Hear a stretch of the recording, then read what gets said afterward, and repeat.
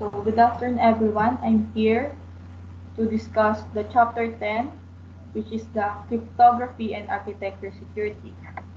So for almost all modern computers have cryptoprocessors, which is embedded into the system.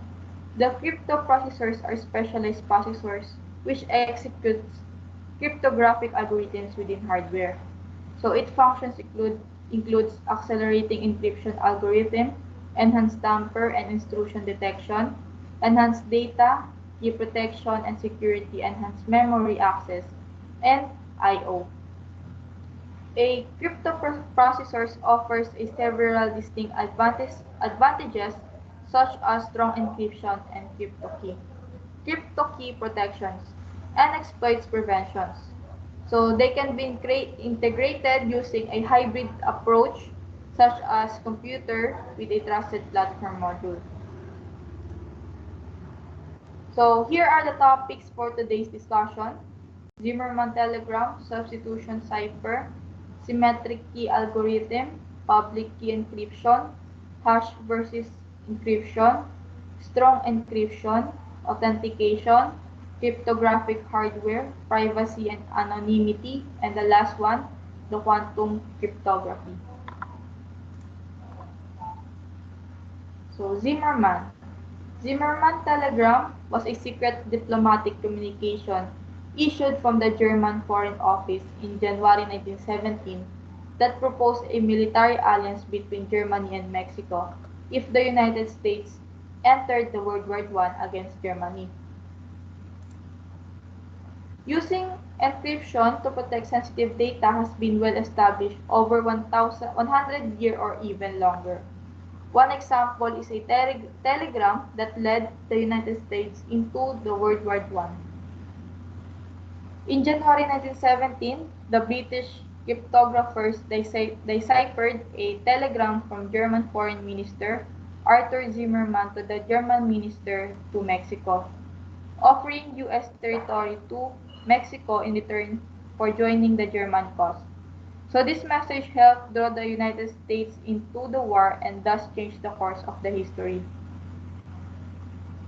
The Zimmerman telegram in this figure had such an impact on American opinion that no other single cryptanalysis has had such enormous consequences. It is the opinion that never before or since has so much turned upon the solution of a secret message. Substitution cipher. The monoalphabetic substitution cipher, or commonly named as the simple substitution cipher, is to substitute every plaintext character with a different character. Caesar cipher is a special case of substitution cipher where each letter is shifted with its same distance. Caesar cipher is a special case of the substitution cipher where the key is the number of letters shifted. Text for the simple substitution cipher usually consists of 26 letters with random order. So here is the example key. The plain alphabet, which is organized from A to Z, while the cipher alphabet is in randomly order. To encrypt a message, one replaces each letter in the plaintext with the corresponding ciphertext from the key.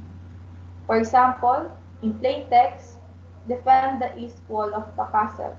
So its ciphertext is in letters in random orders. So in this, keep in mind that the spaces in ciphertext are usually removed. So the ciphertext is usually in all capital letters. Sometimes people divide the ciphertext into segments, for example, in 5 groups for easy reading. Again, when you see a ciphertext, you should not assume that the spaces are in real space between words. It may be just separators. So substitution cipher was considered strong during the World War II but was later cracked by British scientist Alan Turing, which is one of the most greatest cryptologists and a computer scientist. So there are many ways to crack substitution cipher. The English letter frequency analysis is one of them. So Cornell counted 40,000 sample words, which the result is the English letter frequency table written in here. So as we can see, for each letter in the ciphertext, you count how many times each letter appears, and then sort the list.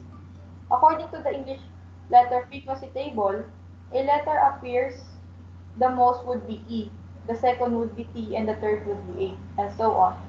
After replacing all letters, the ciphertext would be changed back to a plain text. So in this, English letter frequency method would be accurate if the ciphertext is very long. For the short ciphertext, it may not follow the statistical rule. Therefore, the cracked text may not be accurate or would not be accurate at all.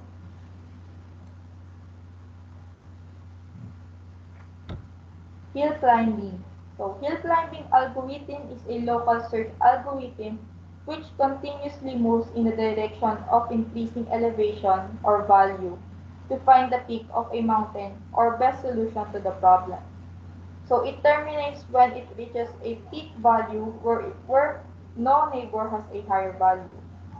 So for us to find a way to determine how close or similar a piece of text is to English text, or in other words, in the fitness of the text. So here is the example to calculate the probability and the fitness for the word attack. So the quadgrams are ATTA, TTAC, and TACK. So the total probability is written in this figure where the count is the number of times the particular quadgrams occurred and n is the total number of quadgrams in the training sample.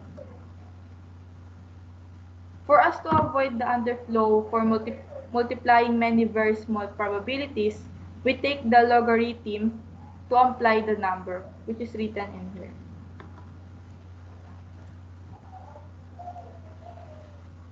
The piece of text will get a high score if it is very similar to English. We rank different decryption keys. So below is the algorithm.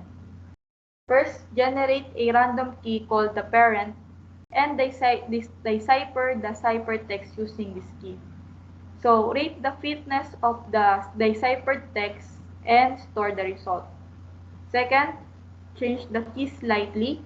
Swap two characters in the key at a random and measure the fitness of the deciphered text using the new key. Third, if the fitness is higher with the modified key, discard our old parent and store the modified key as the new parent. And go back to the second unless no improvement in fitness occurred in the last 1000 iteration. So as this cycle proceeds, the deciphered text gets fitter. So the key either becomes better to a solution or the solution is not found. This means it is stuck in a local maximum.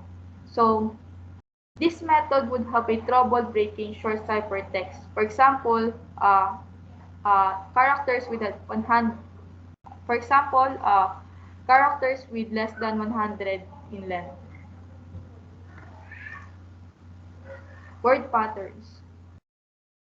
Word patterns is a set of lines that are repeated regularly.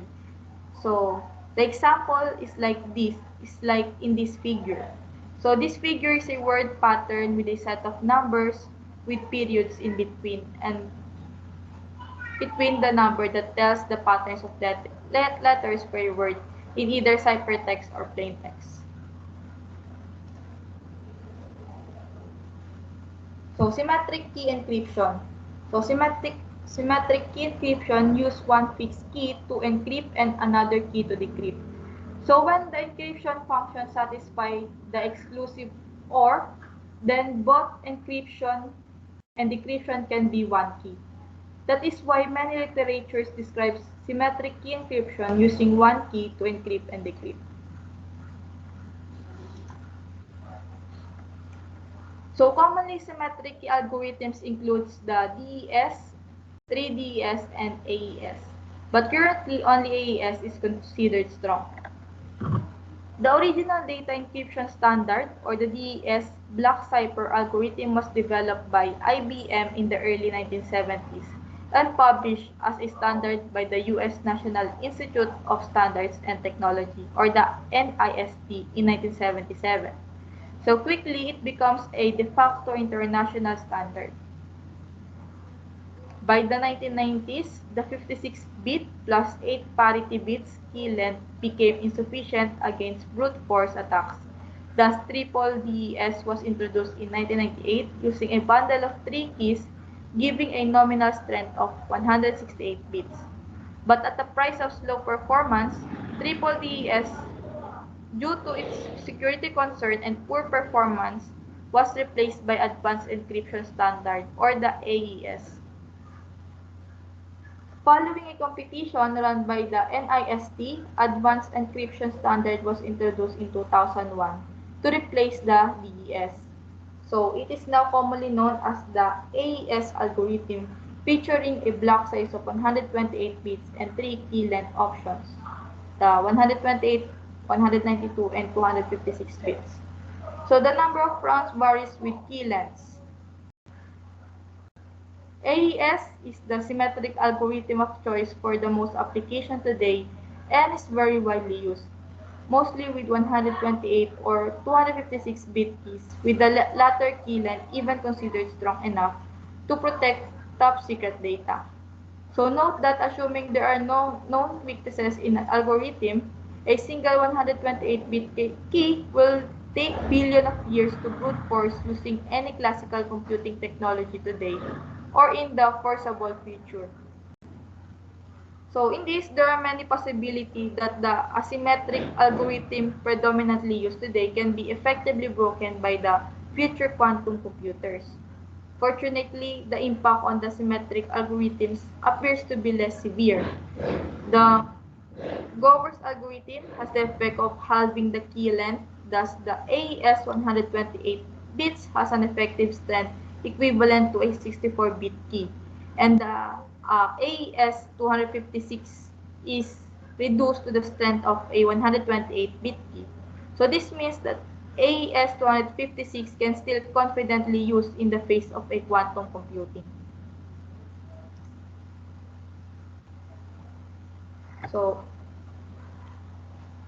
symmetric key algorithm use the same secret key to both apply cryptographic protection to information and to remove or verify the protection. So keys used with symmetric key algorithm must be known by only the entities authorized to apply, remove, or verify the protection and are commonly known as secret keys.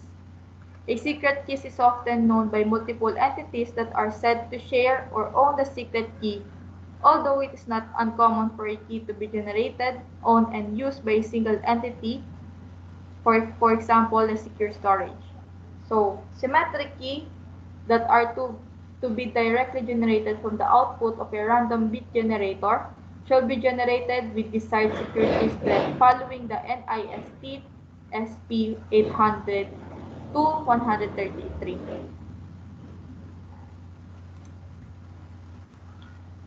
So, public key cryptography. Public key cryptography involves a pair of keys known as a public key and a private key, where public key is published and the corresponding private key is kept secret. Public key cryptography is a asymmetric encryption. It allows two communicating parties to encrypt data that they send to each other. So the sender encrypts the data before sending it, and the receiver decrypts the data after receiving it. While in transit, the encrypted data is not understood by an intruder. So public encryption also guarantees non-repudiation, which prevents the sender of the data from claiming at a later date that the data was never sent or the data from being altered. So what is RSA? RSA is one of the most famous public key crypto system, which is named after its three developers, Ron Rivest, Adi Shamir, and Leonard Andelman. At the time of the algorithm's development during 1977, the three were researchers at the MIT Laboratory for Computer Science. So their algorithm was first announced in Martin Gardner's mathematical games column in the August 1977, a Scientific American. So their formal paper, A Method for Obtaining Digital Signatures and Public Key Crypto Systems, was published in 1978 in the Communication of the Association for Computing Machinery.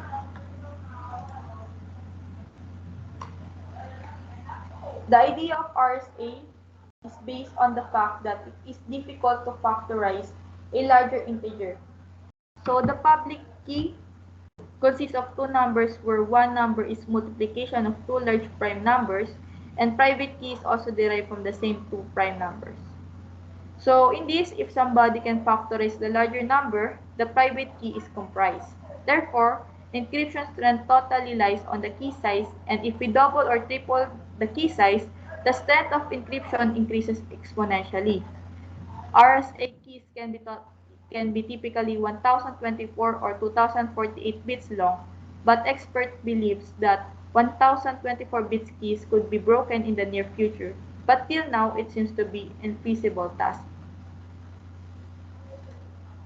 So, a certificate authority or CA is a trusted third-party entity that issues digital certificates and manages the public keys and credentials for data encryption for the end users. The responsibility of a certificate authority is to ensure that a company or user receives a unique certificates for an efficient identity authentication. So as part of the public key infrastructure, ACA checks with a qualified information source to verify the data supplied by the applicant before issuing the digital certificate. So normally, the certificate authority have partnership with financial organizations like the credit reporting agencies to help them with the process of business and identity authentication of the applicants. So CAs are a critical component in the field of data security and e-commerce as they guarantee identities of both parties to each other.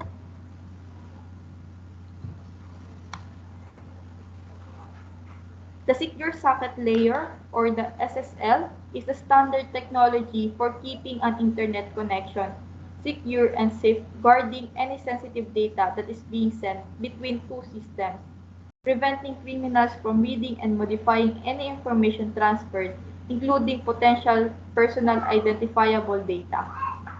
So the two systems can be a server and a client or a server to server. The SSL makes sure that any data transferred between users and sites or between two systems remains impossible to read. It uses a strong encryption algorithm to scramble data in transit, preventing hackers from reading it as it is sent over the connections. Transport Layer Security, or the TLS. So it's just an updated and more secure version of the SSL. When you buy SSL certificates, you are most likely getting the up-to-date TLS certificates with the option of ECC, RSA, or the DSA encryption.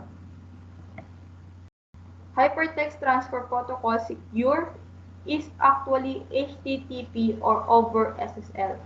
It appears in the URL when a website is secured by an SSL certificate. The details of the certificate, including the issuing authority and the corporate name of the website owner, can be viewed by clicking on the lock symbol on the browser bar.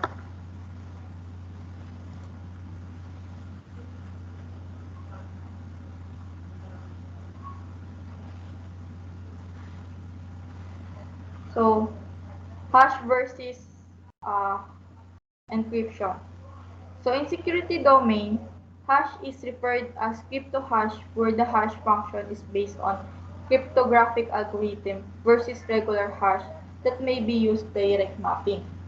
So like crypto hash, encryption uses cryptographic algorithm to protect data. The big difference is that hash is one-way function.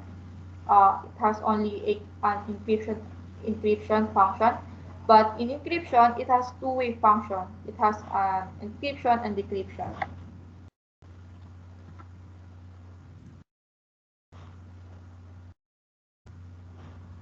Hash functions. So hash functions, a common crypto hash functions is MD5. So it produces a hash digest of 16 bytes. Due to collision issue, it is not considered secure to use. So SHA1 produces a hash digest of 20 bytes. Collision has been found, so it is considered broken. SHA2 was designed by NSA. It consists of two main streams, SHA-256 and SHA-512. SHA-512 produces a hash digest of 64 bytes. It is preferable to SHA-256 as it is more secure and faster. SHA-3, also called as KEKA, provides the same output size as SHA-2. It is an alternative implementation of the SHA-2. HMAC or hash-based message authentication codes are a tool for calculating message authentication code using a cryptographic hash function coupled with a secret key. So you can use an HMAC to verify both the integrity and authenticity of a message. It also a result of work done on developing a MAC derived from cryptographic hash functions. HMAC is a great resistant towards cryptanalysis attacks as it uses the hashing concept twice.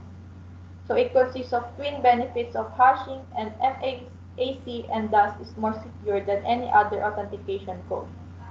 RFC 2104 has issued HMAC and HMAC has been made compulsory to implement in IP security. The, the FIPS 198 and IST standard has also issued HMAC.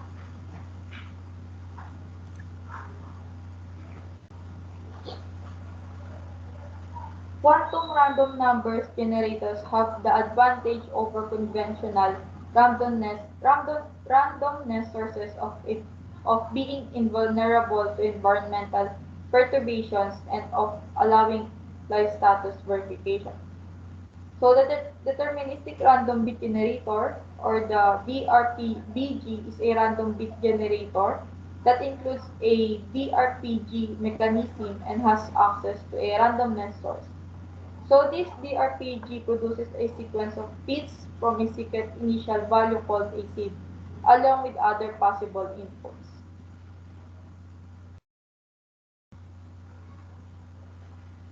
So quantum true number generator or the TRNG. So TRNG provides full entropy or the randomness instantaneously from the very first photon.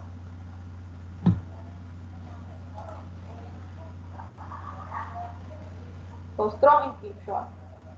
As encryption algorithms have constantly updated over the years, among a number of encryption algorithms such as AES, RSA, and PGP are considered as strong encryption.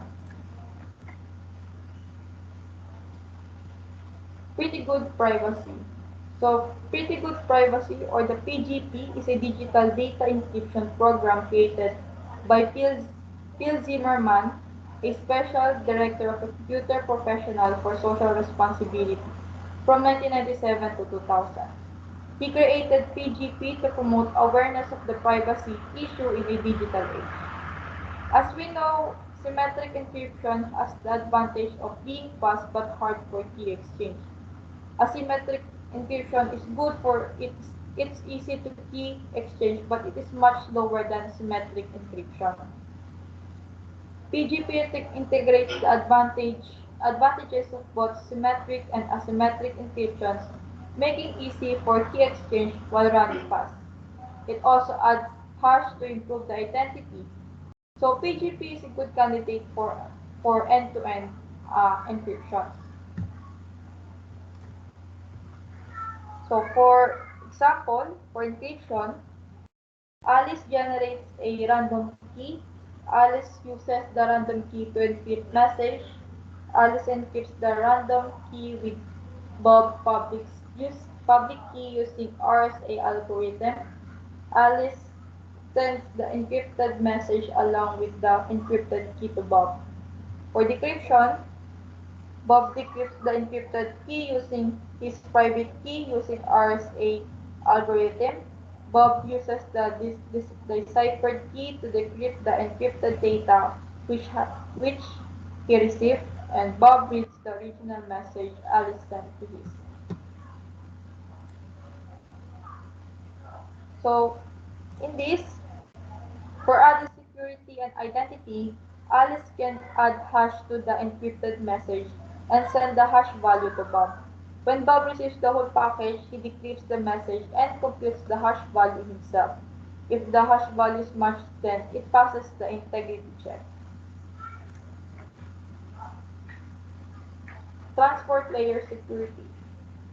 The transport layer security, or the TLS, is a widely adopted security protocol designed to facilitate privacy and data security for communication over the Internet. A primary use case of TLS is encrypting the communication between web application and servers, such as web browser loading a website. TLS can also be used to encrypt other communications such as emails, messaging, and voice over IP. So, TLS was proposed by the Internet Engineering Task Force, an international standard organization, and the first version of the protocol was established in 1999. The most recent version is the TLS 1.3, which was published in 2008. The TLS evolved from a previous encryption protocol called Secure Socket Layer, or the SSL, which was developed by the Netscape.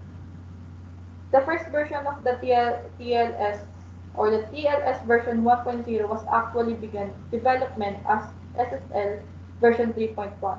But then, the name of the protocol was changed before publication in order to indicate that it was no longer associated with Netscape.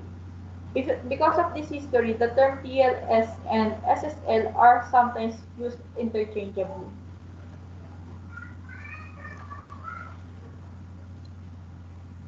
TLS can be used on top of a transport layer security protocol like TCP. These are three main components of TLS: encryption, authentication, and integrity. So, encryption hides the data being transferred from third parties. Authentication ensures that the parties exchanging information are who they claim to be. And integrity verifies the data has not been forged or tampered.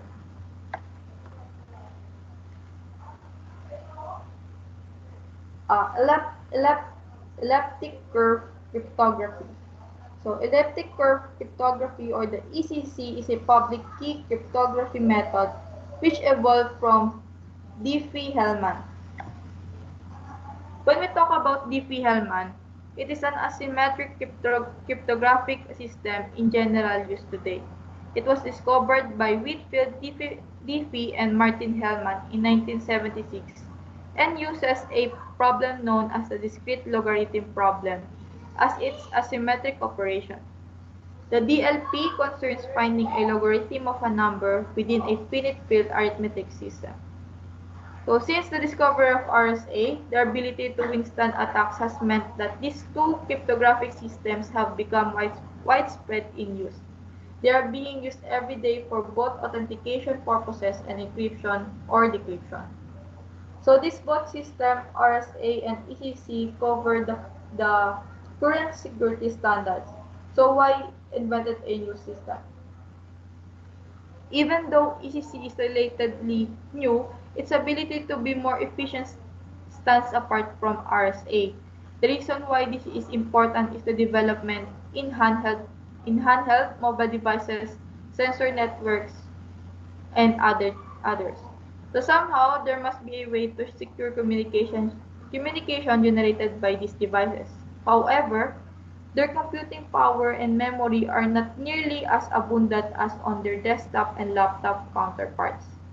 A contemporary desktop or laptop system has no problems working with with a 2048-bit keys and higher.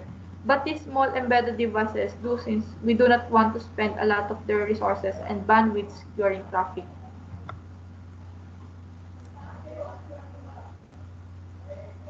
So, authentication. An authentication is the process of determining a claim about someone or something's identity using a secret or piece of evidence called a factor. An authentication is followed by authorization. For example, once your email login is authenticated, the email server authorizes you to access your email or maybe more resources if a single sign-on service is used.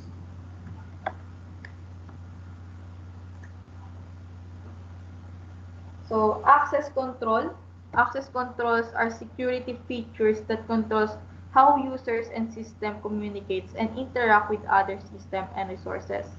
Access is the follow of information between a subject and resources. A subject is an active entity that requests access to resources, and an object is a resource that contains the information.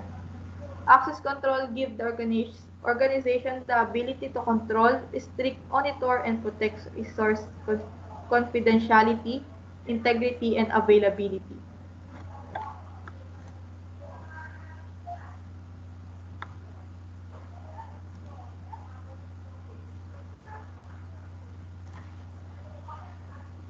There are three variations of access control. They are discretionary access control, mandatory access control, and role-based access control. Discretionary access control is a type of access control system that holds the business owner responsibility for deciding which people are allowed in a specific location, physically or digitally. The DSDAC is the least restrictive compared to the other system, as it initially allows an individual to complete control over any object they own, as well as the programs associated with those objects. The drawback to discretionary access control is the fact that it gives the end user complete control to set security level settings for others, and the permission to give to the end user are inherited into the programs they use, which could potentially lead to malware being executed without the end user being aware of it. Mandatory access control. So the mandatory access control is more commonly utilized in organization that requires an elevated emphasis on the confidentiality and clarifications of data. For example, in military institutions. The mandatory access control doesn't permit owners to have a say in the entities having access in a unit or facility. Instead, only the owner and custodian have the management of the access control. MAC will typically classify all end users and provide them with labels which permit them to gain access through security with established security guidelines. Role-based access control, or also known as rule-based access control. RBAC is the most demanded in regard to access control systems. Not only is it in high demand among households, but RBAC has also become highly sought after in the business world. In RBAC systems, access is assigned by the system administrator and is stringently based on the subject's role within the household or organization, and most privileges are based on the limitations defined by their job responsibilities. So rather than assigning an individual as a security manager, the security manager positions already has access to control permissions assigned to it. RBAC makes life much easier because rather than assigning multiple individuals particular access, the system administrator only has to assign access to specific job titles.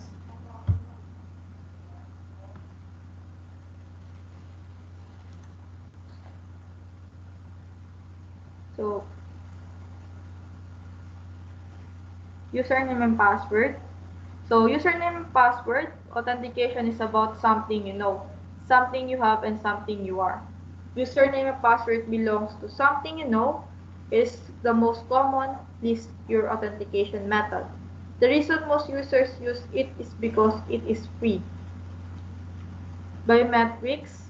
So biometrics includes fingerprints, facial recognition, iris recognition, retina scan, voice, DNA data, and so on. Common biometric authentication method uses fingerprints and iris recognition. Facial recognition is becoming common in mobile payments. Multi-factor authentication. A multi-factor authentication uses two or more to authenticate a user. For example, a username, something you know, a text message, something you have, and the fingerprint, something you are. A multi-factor authentication is essential to improve authentication security.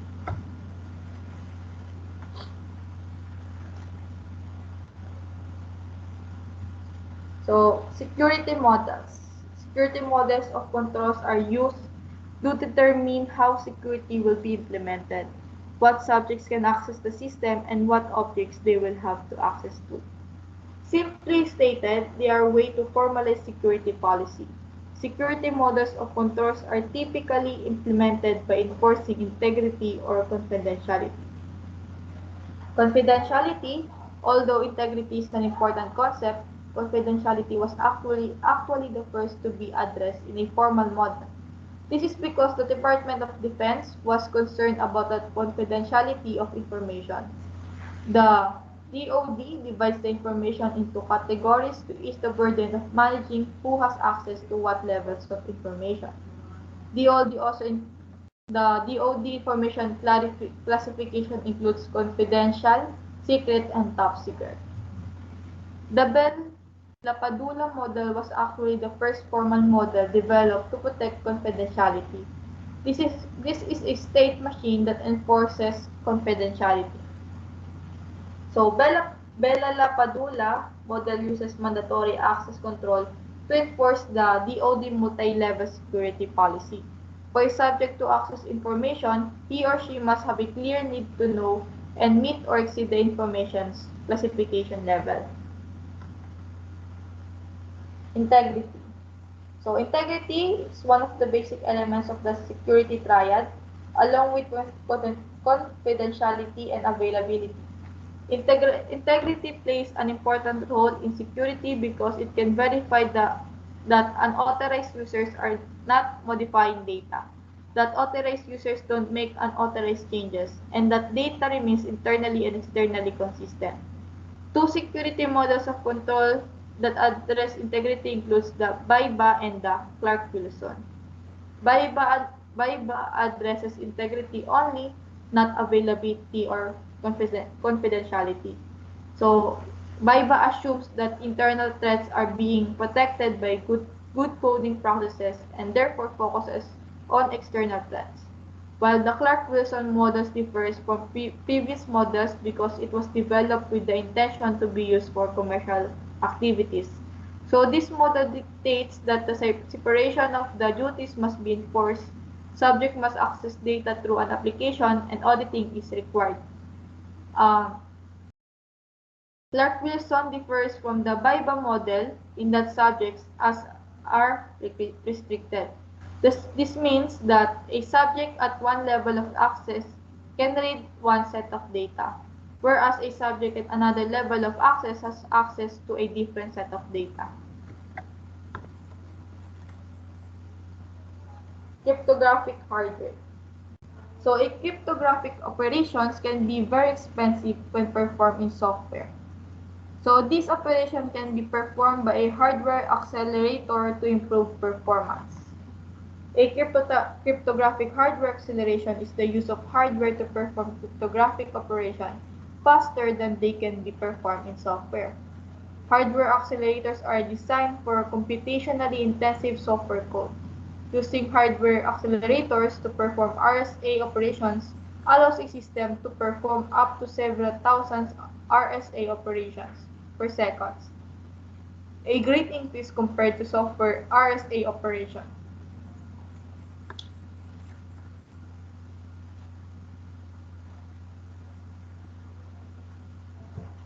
Crypt, uh,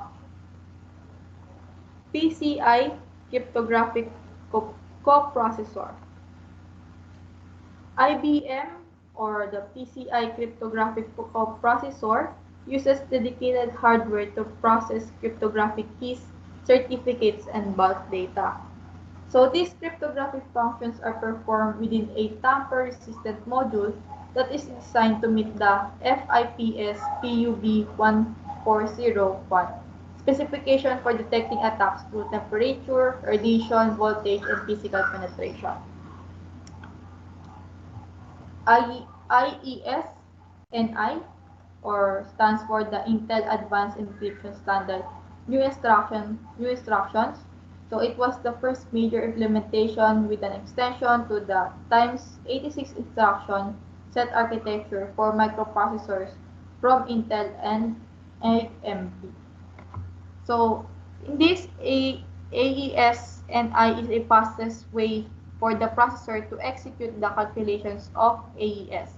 Normally, the computer has to calculate every single step of the AES key schedule with and the round as a single instruction. Substitute it with the S boxes, shift the rows, mix the columns, and XOR the round key. So this is called a software implementation. Every instruction has to be done in software from the program. Using the AES instruction set, the program can do a full round in a single instruction. There are several different instructions to do this. The instruction will be executed on hardware level in the transistor of the processor without doing other tasks. A processor normally does execute the encryption and decryption much more efficient. So this is called a hardware implementation. As we know, every block cipher is more efficient in hardware than in software.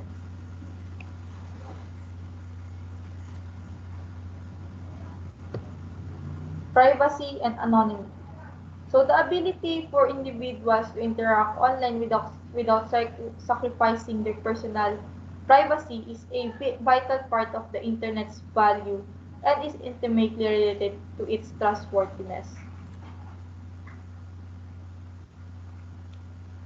Privacy is about retaining the ability to disclose data consensually and with expectations about the context and scope of sharing. Identifiability, likability of data, and the mining of vast quantities of aggregated information all erode the individual's ability to manage disclosure, context, and scope. Networks depends on the use of unique numbers and facilitate the instant global disseminations of information. Increasingly, devices and applications gather and use geolocation data that builds up into a unique track for each user. A growing commercial ecosystem based on targeted and behavioral advertising results in an inexorable financial pressure by serving for service providers to exploit personal data. So the privacy implications of the current internet represents a significant and growing concerns. One of the most important concepts in the EU General Data Protection Regulation is transparency. So individuals own their personal data as companies that involve in a processing that personal data, you must disclose everything that you do with it. This is why having a privacy policy is so important. A privacy policy is a mandatory under many privacy laws, and under the GDPR, it's one of the most important documents your company has. So it's the only way to demonstrate to your customer and to the authorities that you take the data protection seriously. A GDPR privacy policy is sometimes called a GDPR privacy statement or a GDPR privacy notice.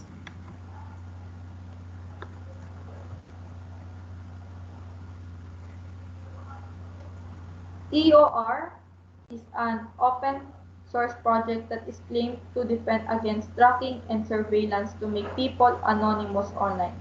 The name is derived from an acronym for the original software project name, the Onion Router. Dark web or darknet refers to access online content using untraditional browsers and methods such as EOR. People usually uses VPN to access the darknet. So the VPN provides a fake IP address that makes the tracelets to somewhere else but not the user. Some VPN keeps no logs, accepts Bitcoin as payment, a secure switch for DNS leaks, and is compatible with EOR. So it is advised never send cryptocurrency directly from your exchange account. Instead, send coins to a wallet and then from the wallet to the dark web.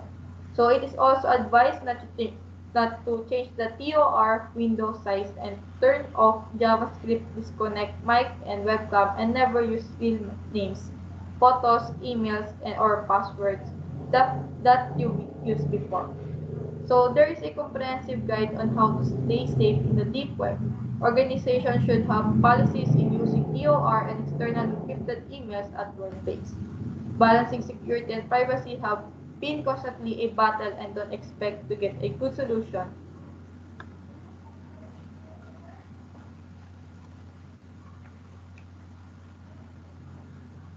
So RSA key splitter is related with key recovery and key escrow.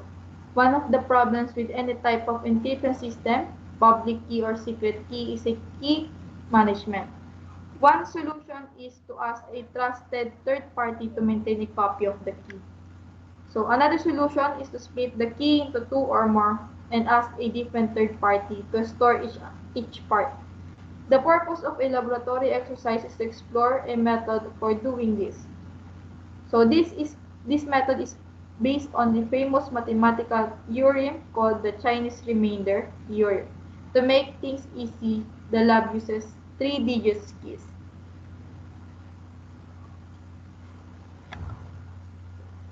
So in this is also the basic idea behind the key escrow proposal from the US government. All keys would be split into two or more parts, with each part entrusted to a different public or private agency. So the idea is that the police could recover the key without the individual's knowledge by obtaining warrants against each of the escrowing agencies. So this would permit the police to listen in on encrypted communication or to read encrypted files without the key holder's knowledge.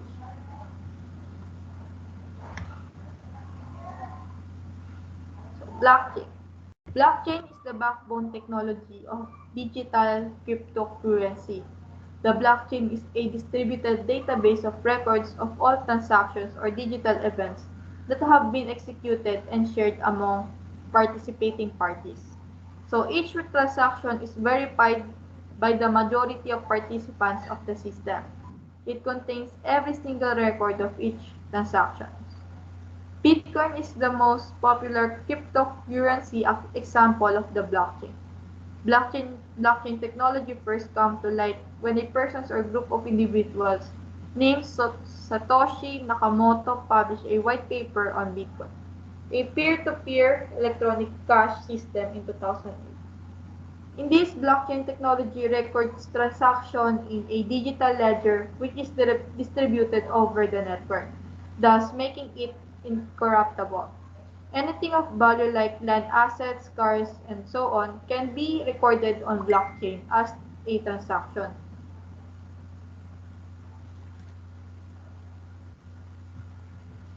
Blockchain builds trust through the following five attributes. Distributed. The distributed ledger is shared and updated with every incoming transactions among the nodes connected to the blockchains. All this is done in real time as there is no central server controlling the data. Secure. So there is no unauthorized access to blockchain made possible through permissions and cryptography. Transparent, because every node or participant in blockchain has a copy of the blockchain data, they have the access to all the transaction data. They themselves can verify the identities without the need for mediators. Consensus-based, all relevant networks participants must agree that a transaction is valid. This is achieved through the use of consensus algorithm. Flexible. Smart contracts which are executed based on certain conditions can be written into the platform. That blockchain networks can evolve in pace with business processes. A blockchain contains the following functions: blocks, transactions, timestamps, proofs of work, network for collecting new transactions, finding proof of work of its block, broadcasting new blocks to all nodes after finding proof of work, accepting blocks and validating blocks, and the incentive mechanism.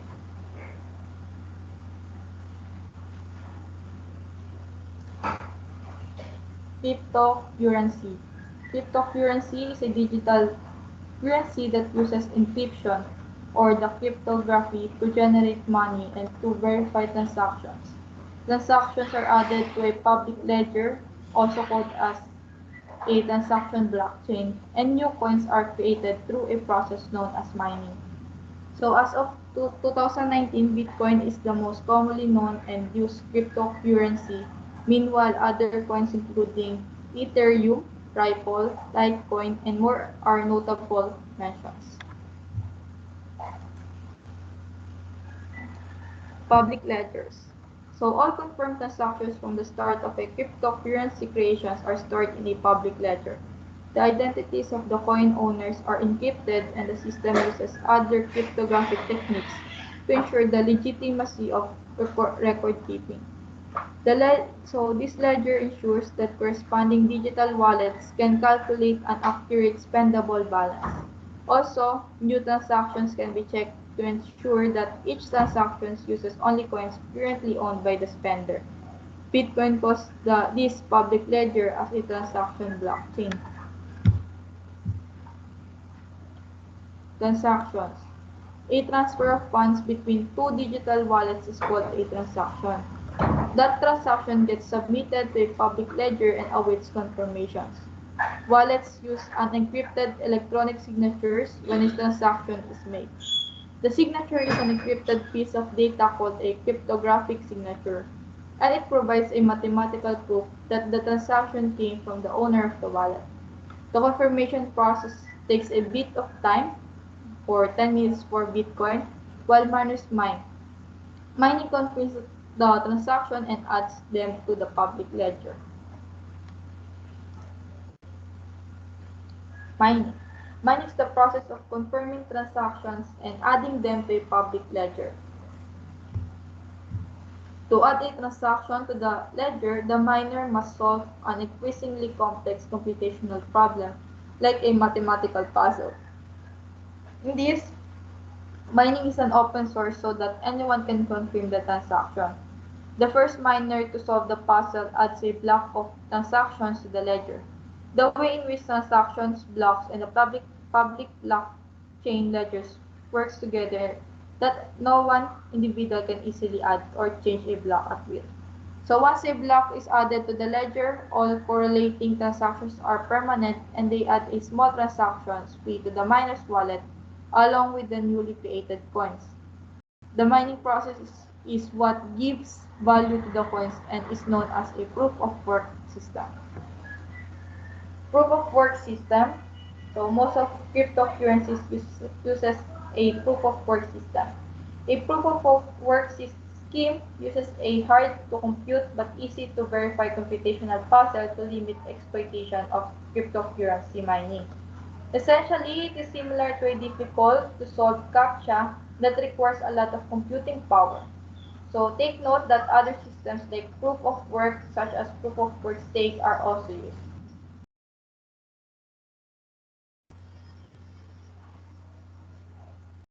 So a smart contract. A smart contract is a computer protocol intended to digitally facilitate, verify, or enforce the negotiation or performance of a contract. Smart contracts allow the performance of the credible transactions without third parties.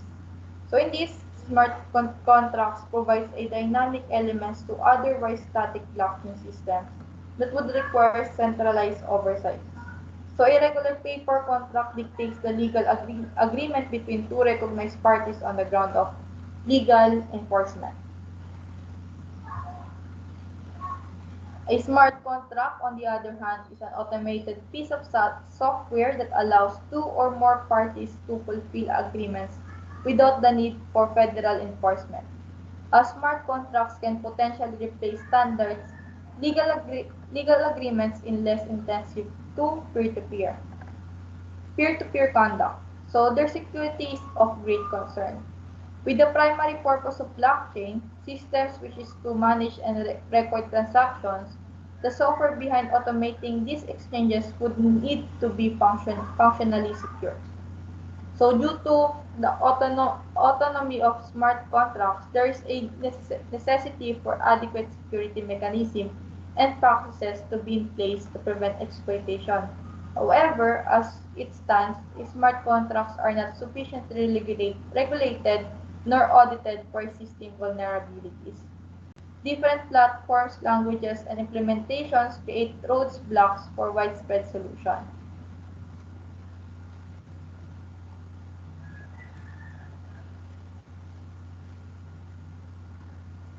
So, cryptography. Quantum cryptography offers the possibility of a significant increase to the security of communication at a time when electronic communications are already vital importance and only becoming more and more critical to a wide variety of industries and government functions. Experimental hardware is constantly under development, but the cost of custom cutting-edge optical equipment, satellites, and other equipment makes performing tests prohibitively expensive in many cases.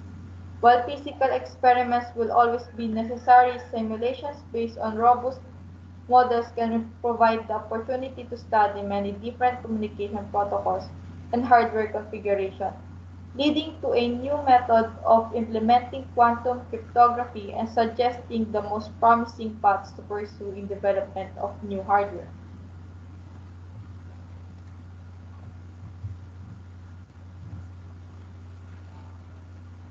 Today's computer systems networks have vulnerabilities that provide a playground for hackers. Cache and pipelines improves the performance of computer systems, but vulnerable to side channels attack that could lead to leaking data among the supposed to be isolated virtual machines. Strong public encryption provides convenience for key exchanges and unbreakable complexity to digital computers. However, the prime numbers are under attack by quantum computers that quantum algorithms can run considerable faster to make the impossible possible. Quantum Internet uses a quantum communication satellites to entangle particles that exhibit spooky actions at a distance. Quantum key distribution provides a more secure way of key exchanges that immune to man-in-the-middle and other exploits. Quantum communication enables quantum networks transfer entangled quantum states directly between nodes without actually transmitting a single physical qubit, thus further improving the security.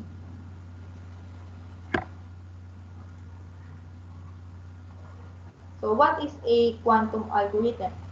So a quantum algorithm are often classified into different categories: number theory-based, oracle-based, quantum simulation algorithm, and so on. Due to the high cost and availability of the quantum computing devices, most people uses simulations like the IBM QSIM simulator to test and develop quantum algorithms. When running properly, algorithms are put onto real quantum backends such as the IBM Q5 Yorktown, which have 5 qubits, or the IBM Q16 Melbourne, which has 14 qubits, and IBM Q Manhattan, which have 65 qubits. On the other hand, computer simulation is also very beneficial in quantum cryptography, where people can simulate quantum crypto protocols such as BB84. Quantum algorithms also can outperform the classical ones when adding the superposition of qubits in entangled states. Geometrically, quantum state transformations on n qubits are rotations of 2n-dimensional complex state space.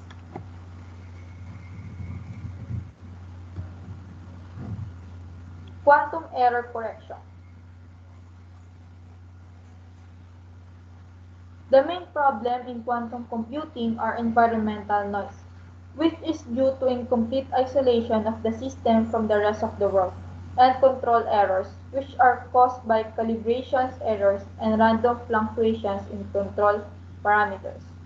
Attempts to reduce the effects of these errors are confronted by the conflicting needs of being able to control and reliably measure the quantum systems. So this needs to require strong interactions with control devices and systems that are sufficiently well isolated to maintain coherence, the subtle relationship between the phases in a quantum superposition. The fact that quantum effects rarely persist on macroscopic scales suggests that meeting these needs requires considerable outside intervention.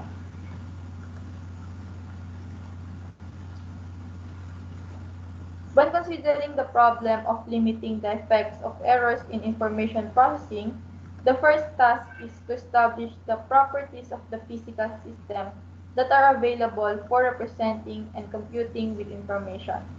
Thus, it is necessary to learn the following: the physical system to be used, in particular the structure of its state space, the available means for controlling this system, and the type of information to be processed, and the nature of the error, that is the error model.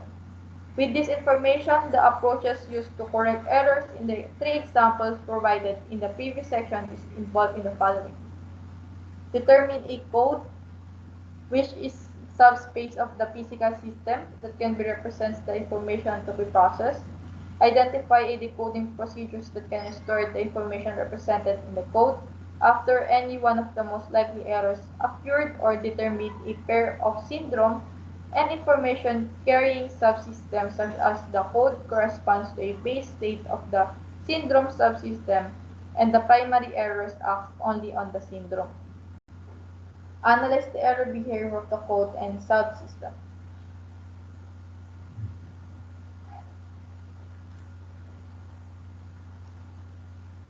So post-quantum cryptography. So post-quantum cryptography refers to cryptographic algorithms, usually public key algorithms, that are thought to be secure against an attack by a quantum computer.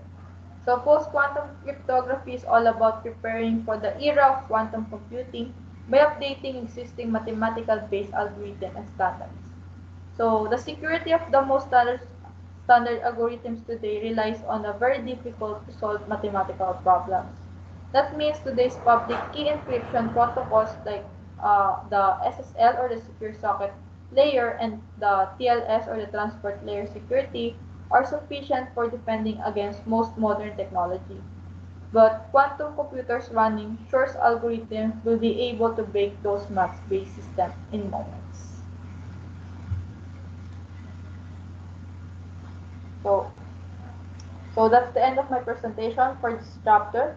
So if you have any questions or clarifications, you can message me. That's all.